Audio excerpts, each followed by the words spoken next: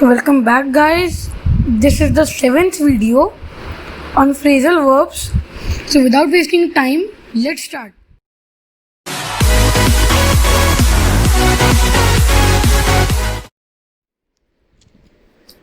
So the first phrasal verb we are going to take in this video is all and sundry. The meaning of all and sundry is everyone without distinction. The meaning of this in Hindi is बिना भेदभाव किए. She invited all and sundry to her party. उसने बिना भेदभाव किए सबको अपने party में बुलाया. I made tea for all and sundry at the office. मैं अपने ऑफिस में बिना भेदभाव के लिए सबके लिए चाय बनाई. The second phrasal verb we are going to take is at daggers drawn. At daggers drawn. At daggers drawn. The meaning of at daggers drawn is bitterly hostile. The meaning of this in Hindi is थोड़ा बहुत लड़ाई झगड़ा या थोड़ी बहुत लड़ाई झगड़ा या थोड़ी बहुत मार पीट या ऐसा कुछ, थोड़ा बहुत, ज़्यादा नहीं. Both the brothers are at daggers drawn with each other for the farm. दोनों भाई एक दूसरे से झगड़ा करने को तैयार हैं उस खेत के लिए. The countries are at daggers drawn about the use of the canal that they share. दोनों देश लड़ाई करने को तैयार हैं उस नहर के बारे में जो दोनों बांट कर इस्तेमाल करते हैं. Hey, wait! Please don't forget to like the video, subscribe my channel and share the videos to other people so that everyone can gain knowledge. Thanks. Now let's continue. The third phrasal verb we are going to take is a feather in one's cap. The meaning of a feather in one's cap is to honor. The meaning of a feather in one's cap in Hindi is के सम्मान के लिए. The massive victory of his party in the state elections is another feather in his cap.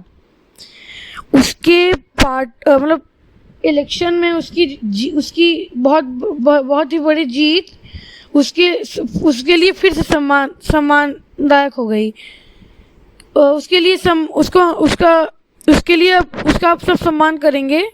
उसके ऊपर एक और सम्मान की चीज़ आ गई, ऐसे मतलब. Ruth scored the last goal for her team. Ruth scored the last goal for her team, adding a feather in her cap. The meaning of this sentence in Hindi is Ruth ने अपने team का last गोल कर दिया. अब वो उसके लिए एक सम्मान करने की बात है. अब उसका सम्मान किया जा रहा है. A cock and the fourth phrasal verb we are going to take is a cock and bull story. The meaning of a cock and bull story is an assumed tale.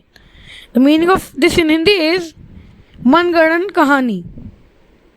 Ramesh is a liar, so he could not impress me with his cock and bull story. Ramesh एक झूठा है, तो वो मुझे अपनी मनगढ़ंत कहानियों से खुश नहीं कर सकता. She started to tell some cock and bull story to the police officers about how she found a huge bag containing 5 pounds of gold. The meaning of this sentence in Hindi is वो police वालों को मनगढ़ंत कहानियाँ बताने लगी जब police ने उससे पूछा कि वो एक बहुत ही बड़े बैग में 5 तल्ला सोना कहाँ से पाई. The last phrasal verb we are going to take in this video is hard and fast. The meaning of hard and fast is definite. The meaning of definite in Hindi is निश्चित. There are no hard and fast rules about precise writing. Precise writing के लिए कोई भी निश्चित rule नहीं है. Precise writing के लिए कोई भी निश्चित रूल नहीं है. Our factory has a hard and fast rule against smoking. हमारी फैक्ट्री में एक निश्चित रूल है, मतलब स्मोकिंग करने के लिए एक निश्चित रूल है, धूम्रपान करने के लिए एक निश्चित रूल है।